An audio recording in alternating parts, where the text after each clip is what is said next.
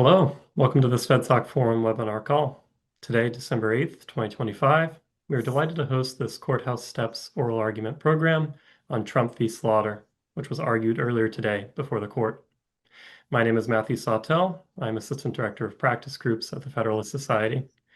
Please note that all expressions of opinion are those of the experts on today's call, as the Federalist Society takes no position on particular legal or public policy issues. In the interest of time, we'll keep the introductions brief, but if you would like to know more about any of our panelists, you can access their full bios at fedsoc.org.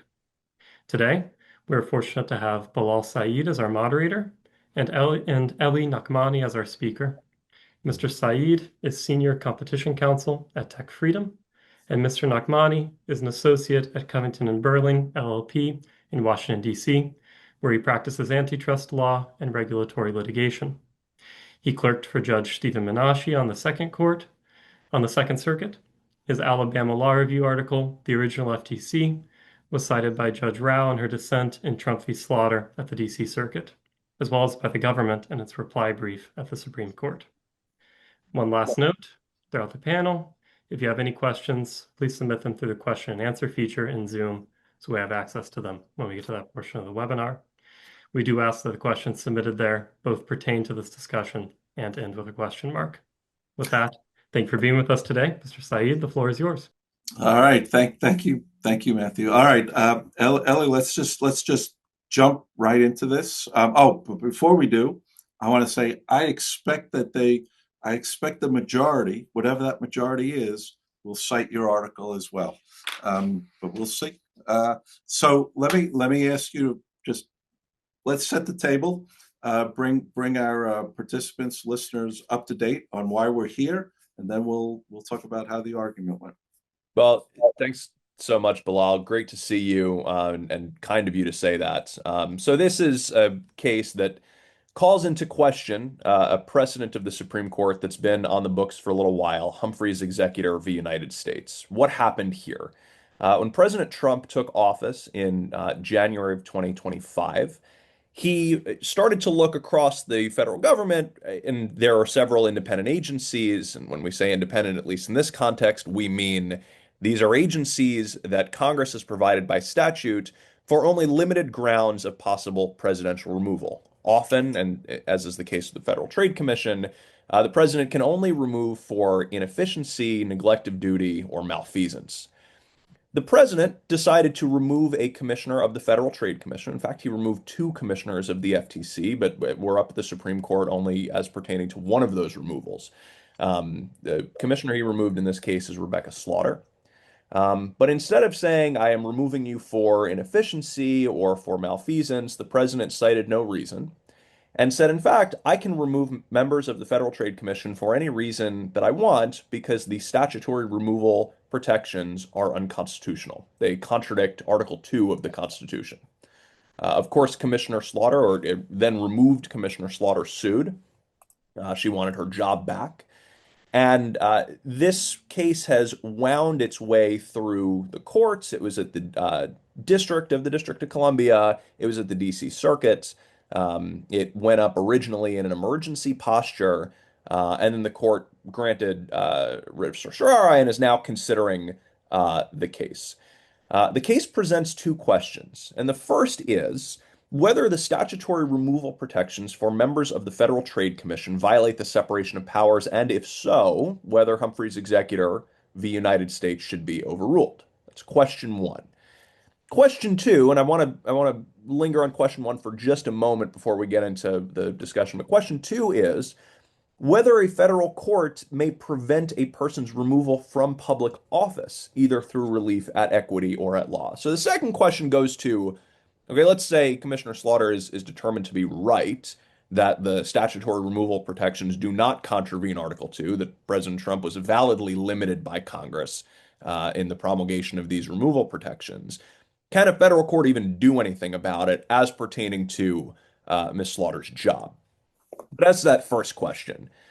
The court seems to distinguish between whether those statutory removal protections violate the separation of powers and whether it needs to overrule Humphrey's Executor v. United States. Briefly, Humphrey's Executor of the United States is a case that the court decided 90 years ago in 1935.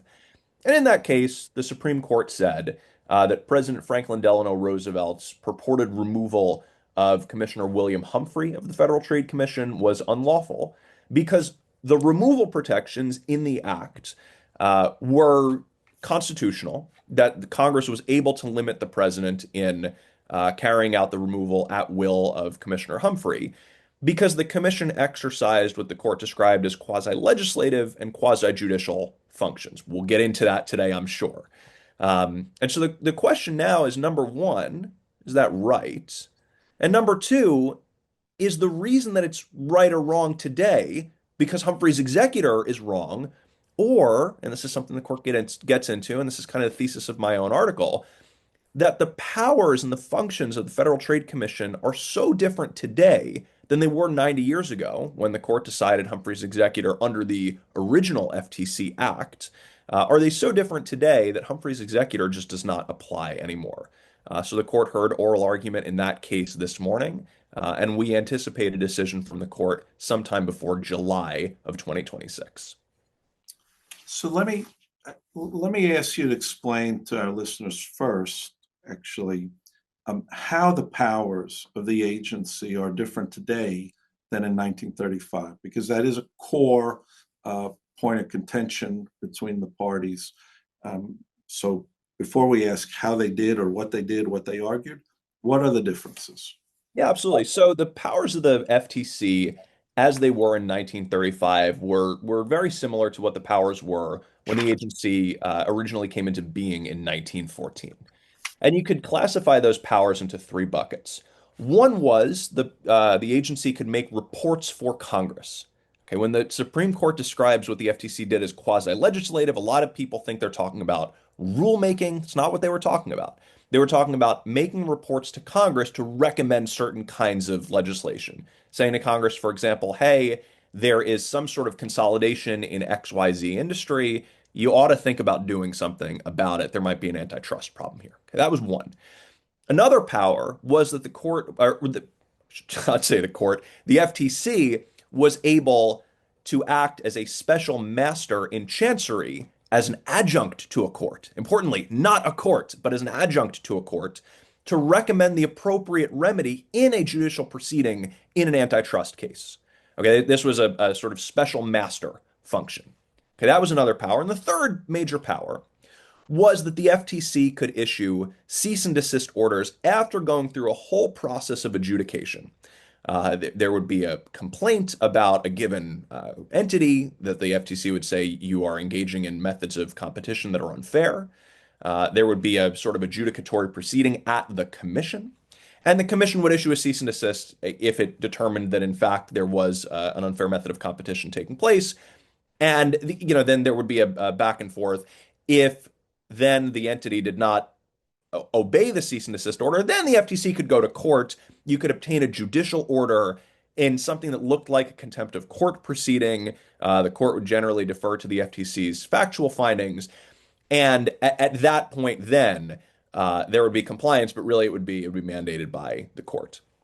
Okay, over the years, Congress has really expanded what the FTC's ambit is and the powers that it has. That suite of powers that I just described to you are what the court in 1935 described as quasi-judicial and quasi-legislative. Today, the FTC can do a number of other things. Number one is it can go directly to federal court and bring enforcement actions under, let's say, the antitrust laws that you're engaging in unfair methods of competition. The FTC also now has the power to enact penalty-backed commands. So it used to just be the FTC could say cease and desist from engaging in conduct violative of the antitrust laws. Today, however, what the FTC can do is obtain monetary penalties from folks. That's also an expansion.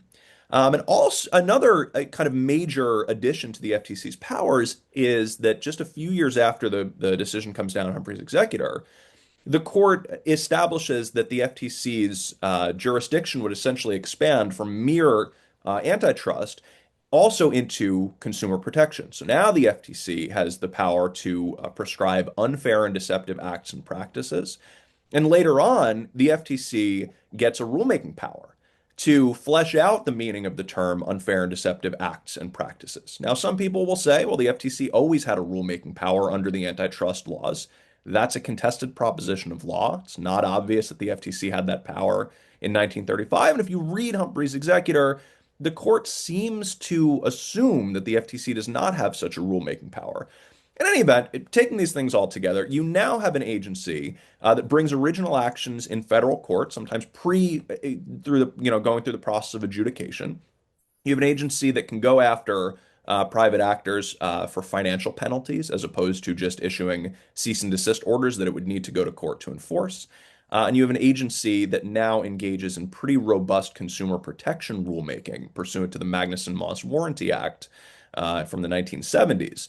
And so you take all these things together, and even if the court was right in 1935, and I'm not sure it was, but even if it was right in 1935 that the FTC was then not exercising executive power, and thus it wasn't a constitutional issue to carve out the president's plenary power to remove members of the FTC, it seems today that the FTC's powers are far more expansive than they were in 1935, and that should not only affect the constitutional analysis, but also affect how we think about the applicability of Humphrey's Executor today.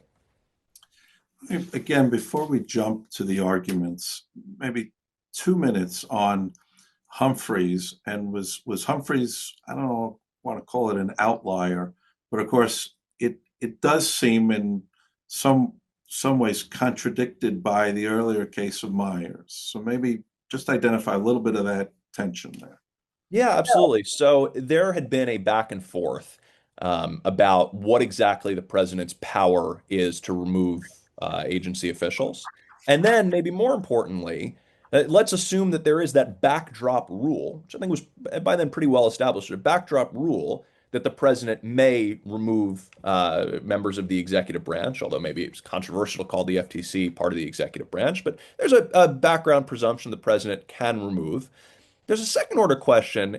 Can Congress regulate that removal? So, right, even if we agree that the president has that removal power in the background, can Congress add additional limitations onto it? The court avoided answering this question in a few cases leading up to the 1920s. So, one example is Shurtleff v. United States, where the court interprets a provision conferring a removal protection in a way to ensure its constitutionality. But the question is squarely presented in Myers v. United States, where you had the removal of a postmaster. And so this official sues, wants, I believe it was back pay. And the question is presented to the court. There was a restriction on the president's ability to remove the postmaster. The president does not cite any ground for removal that would have related to the permissible reasons for removal. And the Supreme Court, in an opinion by Chief Justice Taft, who himself had been the president, goes through a long scholarly analysis of the history of the presidential removal power, walks through a debate in the 19th century about the Tenure of Office Act, which was a Civil War era statute, or I suppose I should say like right after the Civil War era statute, restricting removal, and essentially says not only does the president have an unfettered at-will removal power, but Congress cannot regulate it. There are certain maybe instances where the principle does not apply, even Myers acknowledges, but by and large, the Myers case stands for the proposition that the president has not only a background presumption of removal authority, but an unregulable presumption of an unregulable removal authority as pertaining to executive officials who are exercising executive power. The Supreme Court decides Humphrey's Executor less than a decade later. There was scholarly discussion. There was some discussion in dissenting opinions in Myers about whether the rule of Myers would apply to the Federal Trade Commission or other independent regulatory commissions. I mean, the FTC, if you think of the timeline, had been established in 1914. Myers comes down 12 years later, seems, in the opinion, to disavow its potential application to the FTC. And then 9 years later, the Supreme Court's confronted with the question and says, to the extent we said anything in Myers, that would have been inconsistent with the rule we articulate today. We're resolving that conflict in favor of the removal protections of the FTC. Okay, so let's now jump into the case. What arguments did the president make through the Solicitor General?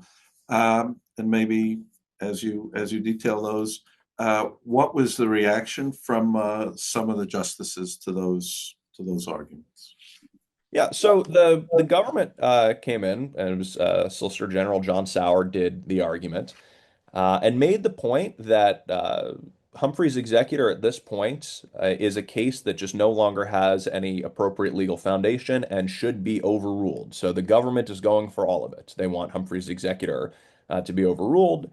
They describe Humphreys as having caused confusion in the lower courts. They describe Humphreys as being inconsistent with prevailing interpretations of the executive power. And in fact, it's correct that Humphrey's executor describes agency power in a way that's largely inconsistent with the way that judicial decisions from the Supreme Court today would describe executive power. So the idea, for example, that there is this thing called quasi-legislative or quasi-judicial power as distinct from executive power that must be superintended by the president, or by the way, that there's this thing called quasi-judicial power that's distinct from Article 3 judicial power, that can be carved off from the judiciary without life tenure. Because remember, if there's some presupposition of the ability to remove, these officers don't have life tenure. If they're appointed to a term of years, as the FTC commissioners are, they don't have life tenure. There's this idea of quasi-legislative power.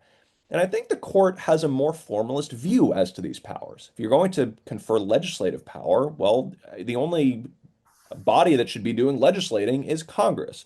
So the Solicitor General leans into this formalist understanding of how the structure of the government works and continues to go back onto separation of powers principles to make the argument that the court's more recent precedents point in the direction of Humphrey's executor today being a barnacle on the Constitution and being ripe for overruling. I thought the court's reception to the Solicitor General's arguments was largely warm. It seems that the court may break down along familiar lines in favor of the government's position. I am not usually in the predicting game, but the perhaps likeliest outcome is a 6-3 decision in favor of the government's position, allowing the president to remove a commissioner of the FTC. There were some justices who were a little bit concerned about needing to go the whole way and actually overrule Humphrey's executor. The Chief Justice in particular asks this question about, well, aren't the functions of the FTC today different than they were in 1935 when the court and Humphrey's executor invalidated them? Justice Kavanaugh asks some questions about how this logic would apply to the Federal Reserve. Justice Gorsuch had some questions about whether really what we're looking at here is a removal issue, or it's more of a non-delegation issue that too much power has been delegated to an agency that's independent. And the last thing I'll say on this point is that the government and the justices questioning seem to focus a good deal on part one of the question presented, the discussion on the actual merits of the constitutional question that we discussed earlier. So whether Humphreys should be overruled, and even if not, whether the removal provisions violate the separation of powers. There was less discussion about the remedial question, and indeed Justice Kavanaugh expressed some skepticism about whether, if the court ruled on the remedial issue, the government could do an end run around removal protections that are constitutional as to other federal agencies if the court doesn't reach it in its decision. So let's stay on the president's sort of case and argument. What are the separation of powers principles that Humphreys violates? And because I think that may be simple, maybe what is the constitutional basis for asserting that the president has the right to fire commissioners of so-called independent agencies, right? I think that's the core question both, well, all the justices were sort of focused on where does this authority come from, and I think there were some differences. Yeah, I agree with you. So I think the first part of your question, what are the separation of powers? Where do these separation of powers principles derive? I think you would start with the vesting clause of Article 2, that all executive power shall be vested in a president. There was some back and forth with justices like Justice Kagan and Justice Jackson about, well, shouldn't Congress have some say here? Congress does have the power to create offices. And so maybe the necessary and proper clause, as the justices, at least Kagan and Jackson, I expect Justice Sotomayor would see it, doesn't the necessary and proper clause bootstrap that office creation power into the power also to define the limits of the president's power to remove principal officers at will? And the Solicitor General said no. Solicitor General's argument on that score was that this is just in the heartland of executive power. So Congress can create the office, but once that office is created, it has to be the president who has full-scale superintending power over that executive power, and that includes, of course, the ability to remove an official whose conduct may not rise to the level of inefficiency, malfeasance, or neglect of duty, but nevertheless does not go along of the same mind with the president's priorities, maybe enforcement priorities for a given agency. Justice Barrett asked what I thought was a good and important question in saying that the Supreme Court's decisions have discussed not only the vesting clause, but also the take care clause and the appointments clause in its removal power jurisprudence. And she asked the Solicitor General whether any one of those should be the hook that the court rests its ultimate analysis on. In fact, Justice Barrett suggested that a holding based on the take care clause or a holding that sees the removal power as an adjunct to the appointments clause, because it is true the Constitution does not necessarily textually prescribe the president's power to remove, depending, how you feel about the meaning of the term the executive power, but it doesn't explicitly textually provide for the removal power. And so Justice Barrett asks, do we need to ground it in any one of these three powers?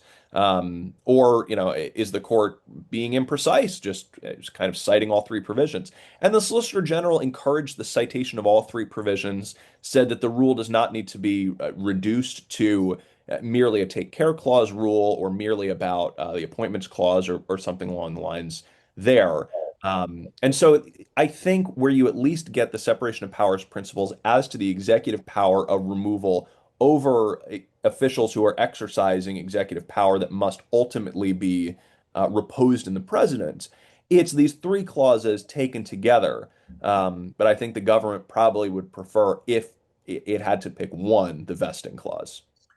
So I thought that Justice Barrett and maybe some others were, in some sense, trying asking whether they could limit the extent of presidential power here, right? I thought, and this is really a question for you, I thought there was some concern about a very broad firing power within the presidency, and that it might extend to basically every employee of the government, and that might be unnecessary for purposes of this matter, and in fact, highly disruptive to the civil service, uh, uh, how the civil service has developed over the last 100 years, right? And I don't know what you made of that, but I thought Barrett was. I thought there were a number of instances where the conservative um, majority of the court was sort of thinking about a way to narrow the scope or effectiveness of their decision here. And I thought this was one way. What do you think? Yeah, so I thought there were a few instances in which the court was very obviously thinking about the implications of the decision it is going to issue in this case on other cases, on other agencies, on other classifications of officers or employees in the government. So I'll say number one, there was a distinction drawn at oral argument between, or I should say, among principal officers, inferior officers, and employees of the government. I would recommend to the viewers' readership a great article by now Judge Jen Mascott about who are officers of the United States in the Stanford Law Review. But the question presented here really relates to principal officers, officers who are directly accountable to the president, as opposed maybe to employees of the federal government who have civil service protections. And the question whether the principal officers must be removable at will by the president seems to strike at the very heart of the president's ability to control the executive branch, because those are direct reports to the president. Here you have principal officers who lead a federal agency, and not just any federal agency, but one that has an awesome jurisdiction over not only competition policy in the United States, but also consumer protection policy in the United States. And so the idea that that would be carved off from presidential control, I think, is more troubling, maybe to some of the justices, than the question about whether employees must be removable at will. Now, it may well be the case that the Supreme Court comes back and rules in a later case if the question's presented on the employees question. But I thought what was more interesting at the oral argument was not so much that three-tiered distinction, but rather how the court was going to be able to distinguish between this agency in front of it, the Federal Trade Commission, and other agencies where there's an open question about whether presidential removal power is necessary. So the ones that the government continued to come back to and say, we also want these agencies were the National Labor Relations Board and the Merit Systems Protection Board. Those agencies are currently also the subject of litigation. Judge Katsas, in fact, issued an opinion in the DC Circuit on Friday pertaining to those two agencies. And so it's likely that if the court doesn't directly resolve the question presented with respect to those two agencies as well, or at least in this case, in a way that would telegraph what the correct outcome is as to those agencies, it's likely that those agencies would be the next ones before the Supreme Court. There was also, however, a lot of discussion on the more pushing back side about the independence of the Federal Reserve. The Solicitor General noted that the government has not challenged the independence of the Federal Reserve. Rather, there is a case indeed involving the removal of a member of the Board of Governors of the Federal Reserve, but that case is a statutory interpretation case about what the appropriate standard for cause is under the Federal Reserve statute. The president willingly submitted himself to the statute and articulated what he describes as cause for that removal, and so we'll see what happens with that case. But the Supreme Court, even in a stay order in the case pertaining to the NLRB member, said that the FTC might raise unique and distinct concerns. The court was also interested in the prospect of the extension of removal, or I should say, at will removal to Article 1 courts. And maybe the better way to describe these is non-Article 3 courts, so everything from, the tax court to the Court of Appeals for the Armed Forces, which of course all raise different types of issues.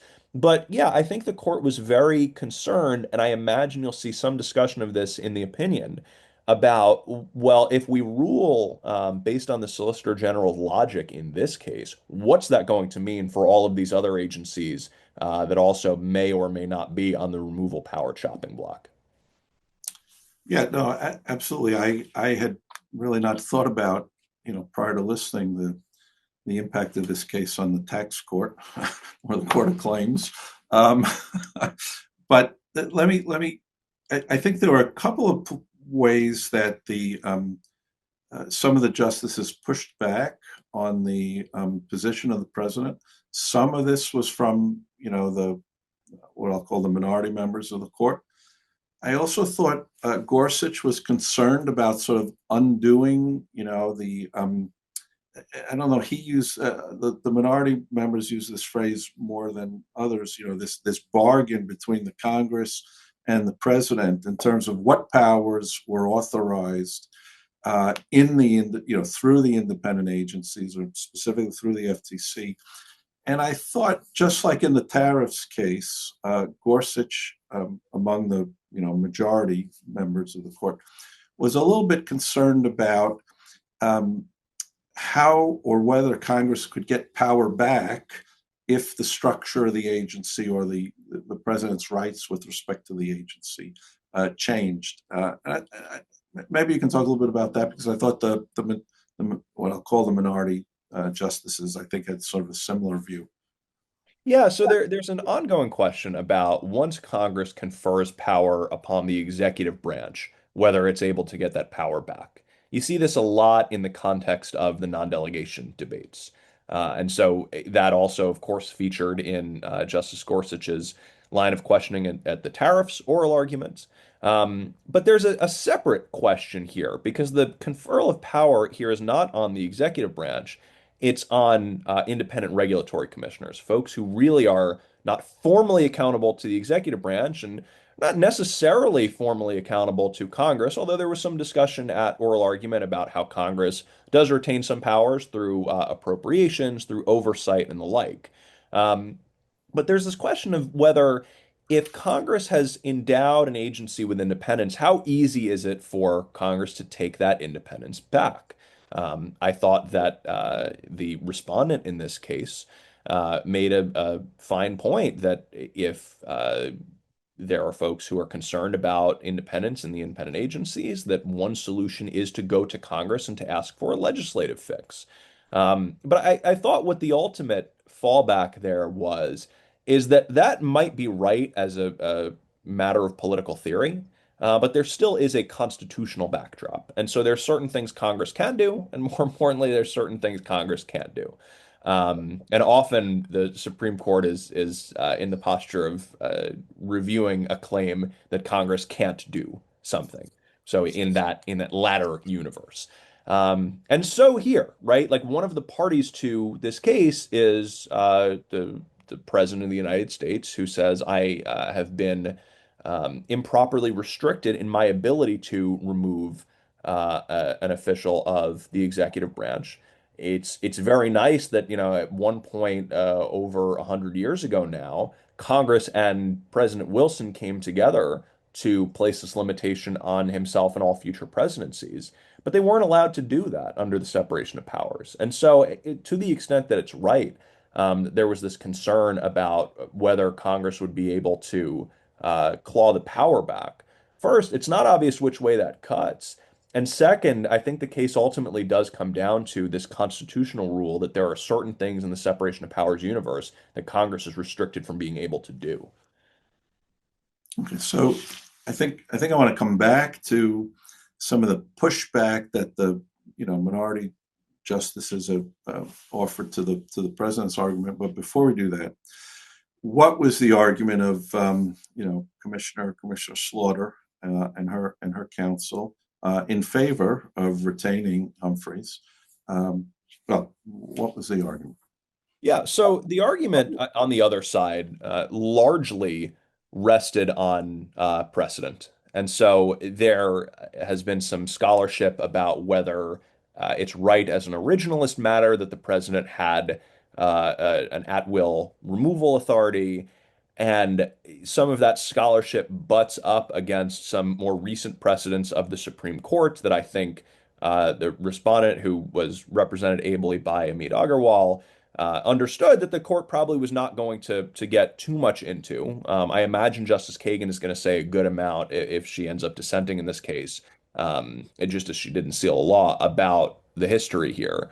But the respondent for Commissioner Slaughter attempted really to work within the precedents and make the point that there is no example of the Supreme Court invalidating a removal restriction for an agency that looks like this one, and that is an agency that's multi-member, and a sort of very interesting argument that Justice Gorsuch seemed to take deep issue with, one that does not exercise what Commissioner Slaughter's counsel described as conclusive and preclusive executive power.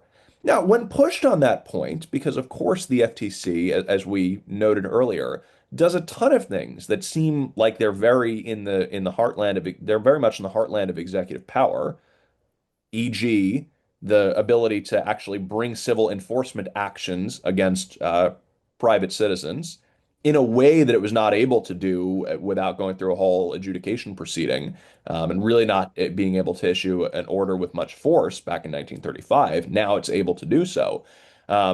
Commissioner Slaughter's counsel seemed to draw a line between civil enforcement and criminal prosecution. Now, Justice Gorsuch didn't seem to buy it, which is similar to a through line that has run through a number of his cases where there's kind of a civil criminal convergence. You see this in his jurisprudence, for example, about lenity or the void for vagueness doctrine, that civil penal statutes are to be interpreted in the same way and subject to some of the same constitutional restrictions as criminal laws are. Um, but the argument was advanced that actually, if the agency is unable to do criminal prosecution or something else that would be considered a longstanding presidential power, so for example, engaging in diplomacy like at the State Department, then if Congress wanted to, it would have to do two things. One, it would have to turn the agency from a single-headed agency into a multi-member agency. That's the principle that Agarwal distilled from seal of law, and he says he has no problem with seal of law. So he distills that principle from seal of law, says it has to be a multi-member agency. And then it has to be an agency that does not exercise a conclusive and preclusive executive power, and describes those really as criminal prosecution, foreign diplomacy, and it wasn't clear how much else would get in there. So it's quite a broad rule for congressional power to regulate removal. Of course, he got questions about the FTC's powers today, distinguished those on this basis of the line that he attempted to draw between civil and criminal. And then Justice Gorsuch had what I thought was an interesting point in response, where he said, you're not doing as much defending of the reasoning of Humphrey's executor itself. You continue to say it is an example of the court holding what it held 90 years ago about this particular statutory provision. But he said you seem to be backfilling the reasoning a little bit with this line between civil and criminal, just to try to establish a rule that would save this removal protection. I think so. I think there were a number of areas where the again, what I'll call the minority justices tried to support the idea of maintaining Humphreys. One, I think, was possibly how either a reversal of Humphreys or distinguishing Humphreys from the current FTC might lead to what I would characterize their position as upheaval in the administrative state. Some discussion of how we've sort of lived with this administrative agencies for 50 to 100 years, depending on how you sort of think about the extent of their powers. I think there was also this discussion of, which we touched on, this bargain between the Congress and the president. Congress had passed these laws, presidents had signed them, presidents had not pushed back on their restrictions. So I'd like you to talk about that, but I'd also like you to sort of highlight maybe one of the questions, I believe it was from Alito, or focus from Alito, which was, is there anything in that would prevent the Congress from converting or what we think of as executive branch agencies like the Department of Commerce, Department of Education, into multi-member commission-style agencies, which would also limit the president's power to change or fire the membership. I mean, that struck me as sort of a powerful pushback on the idea of, the Congress has the power to set up independent agencies in the way they would like them to be set up. Yeah, this was an effective line of questioning, I thought, from Justice Alito, and a tough one for respondents' counsel in this case. So I think that at least part of the theory here had to have been that Congress cannot regulate the removal of the Secretary of State, the Secretary of Defense, the Attorney General, and Respondents' Counsel throws in the Secretary of Homeland Security. But once those four were mentioned, it sort of opened the door for Justice Alito to say, well, what about the Labor Department? What about Veterans Affairs? What about Interior? And you saw Justice Thomas, the Chief Justice, Justice Kavanaugh, Justice Gorsuch, all sort of jumping in on these different agencies and trying to articulate a rule that wouldn't strike an ordinary observer of modern executive practice as one that would be outside of the mainstream of everyday understanding about executive removal power. I mean, there is no question that if, for example, the president determines that the Secretary of Veterans Affairs is doing a bad job in administering the veterans health care system, that the president is well within his rights to remove the Secretary of the VA. And so there's this follow-on question. Well, what if Congress turned the Labor Department into the Labor Commission and was able then to create a multi-member body that did a lot of the same stuff that the Labor Department today does? And then, if that agency existed, could Congress regulate removal? And I don't know that Petitioner's Counsel was really able to distinguish those agencies from the rule that he was trying to articulate in a way that was to the satisfaction of Justice Alito and some of the other justices who were interested in this question. Because I think for some of those justices, they would be very skeptical of writing an opinion that establishes a rule that allows Congress to carve out of the president's executive authority agencies like the ones that have traditionally been thought of as executive agencies. This is where this case gets difficult because the FTC does many things that an everyday executive branch agency does. Its initial mandate was more adjudicative. It was set up sort of like a court, but importantly, not a court. It's this administrative tribunal type thing, but it brings original actions in federal court. It creates rules. It does things that when the Labor Department does them or the Agriculture Department does them, those are traditionally understood to be well within the president's ambit to control and ultimately remove the head of the agency if the head of the agency is not doing what the president wants that person to be doing. Um, I will say, however, you had three justices who you've described as probably more likely to be in the minority in this case, Justices Kagan, Sotomayor, and Jackson.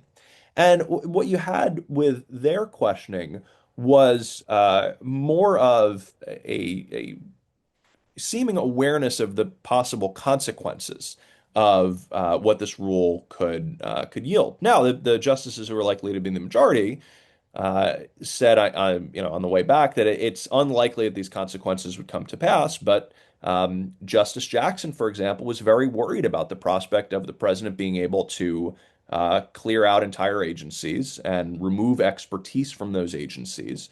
It mentioned, for example, the Nuclear Regulatory Commission or the Surface Transportation Board as possible candidates for hollowing out, and just believes that as a matter of public policy would be bad. And so maybe as a matter of constitutional law, the necessary and proper clause gets you there when Congress endows an agency that it believes needs to exercise scientific expertise and sober judgment outside of the political process.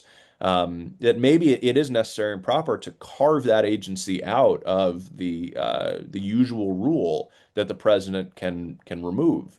But I thought the government was effective in rebutting that of just at the end of the day that these are executive powers and they must be wielded by the president.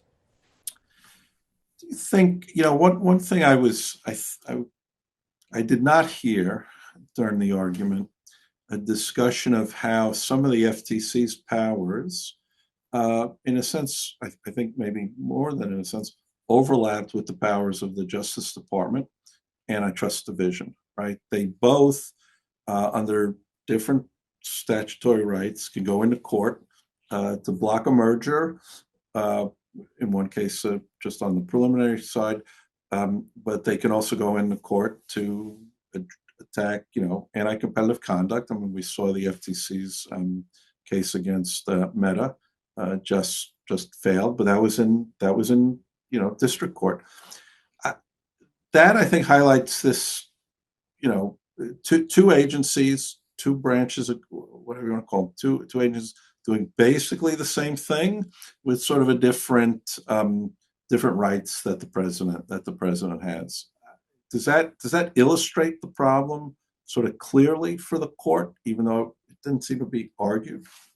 Yeah, I thought the closest that the court came to addressing what you describe is when Justice Alito proposes another one of these hypotheticals, and he's great at these during oral argument. And he says, "Well, what if Congress split up the Justice Department?" This is amid the colloquy about whether it's appropriate to look to criminal prosecution as the line for whether executive power is being exercised, and thus removal is at will removal is necessary as a component of the executive power for a given official.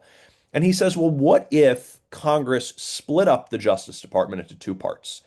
He says, you say that the Attorney General cannot be uh, protected from at will removal.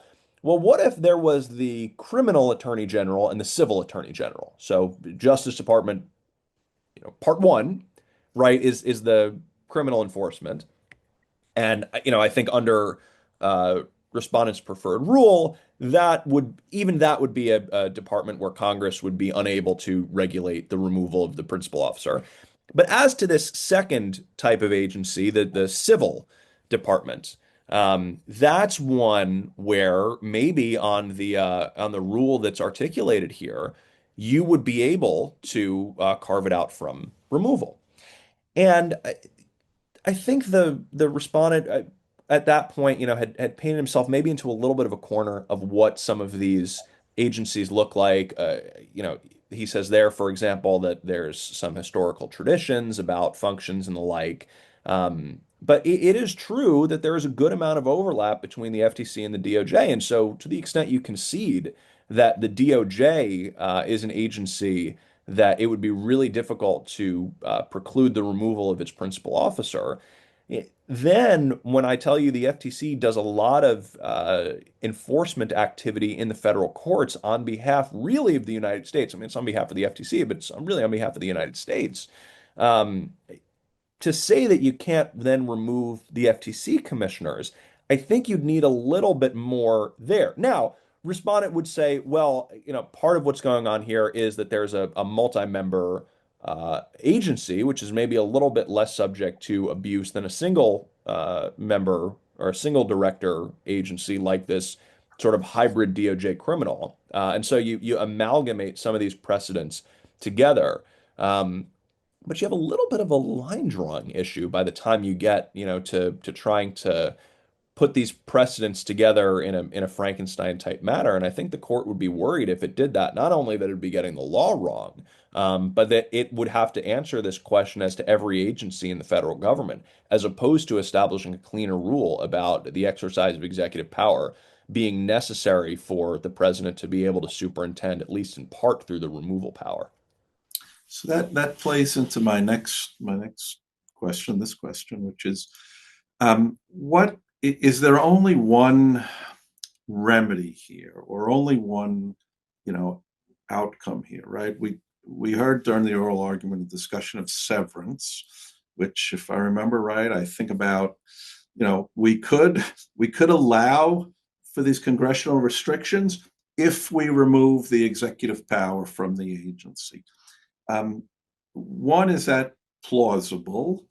Is it something the court can do in this case?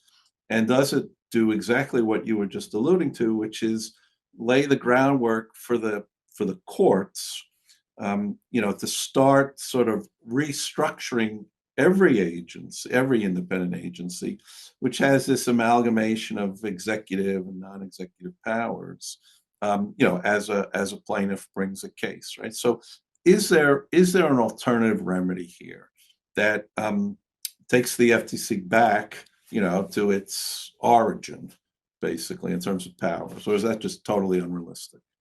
No, I think it's something that the court was very interested in during the oral argument about what exactly to do with the statute. I mean, it's been argued in other cases. So you can imagine, for example, a putative enforcement action by the FTC. It has been argued that the FTC cannot bring affirmative litigation because if it were to do so, then it would be unconstitutional under Humphrey's executor itself, because now it's exercising powers that Humphrey's executor did not conceive of when it issued its rule of constitutional law as to the removal protections. This is kind of the flip side of the argument that I end up making in the article, that after 1935, after the question as to the constitutionality of the removal protections is settled with reference to the functions of the agency, now you have a second order problem, that you have an agency that has all of these powers that look a lot more executive, that the court and, for example, seal law would tell you are executive, but it's still subject to these removal protections. And so perhaps it's the case one's got to go. Now, the relief that Commissioner Slaughter would want here is to sever not the removal provision, but to sever maybe the powers. In fact, I believe that counsel for Commissioner Slaughter, I believe that Mr. Agarwal says I would be okay with the severing of the powers. Although I'm not sure he was as full-throated or excited about that prospect. If that's right, I think part of the problem here is that the requested remedy is to remain in office. And so the constitutional question comes down to, is this constitutional power, or is this power uh, one that supersedes the removal protections, Article 2 constitutional power?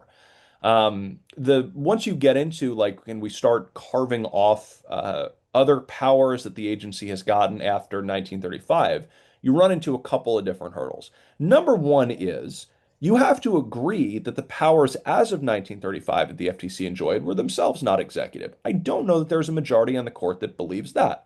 Now, maybe just as a rule of stare decisis or precedent or whatever else, maybe that argument would have more purchase. But first, you would need to agree that would be, the correct resolution of the case. And then second, you would need to articulate a theory of statutory severability that gets you to this sort of remedy, which is the removal protection is upheld, and we just don't think that these other statutory powers that really weren't at issue in this case or in the briefing are unconstitutional for Congress to have added. There's a third option, of course, which is that the court just says the FTC is unconstitutional. Full stop. We're not severing anything. The whole, if the removal provisions fell, then Congress would rather have not had this agency exist at all. I would be shocked if the court did that in this case. And there didn't seem to be much of an appetite in that case. But Agarwal continued to go back to this idea that some of these remedial questions are analytically distinct from some of the issues that are before the court. And I think he would have been okay with the court remanding for further briefing on some of these remedial questions, although I doubt that the court, after having already granted cert and done an oral argument and everything else on a question of constitutional law, where it's likely that a lot of the justices have very settled views on the issue, are going to do that as to severability, and probably will just say the removal protections are unconstitutional.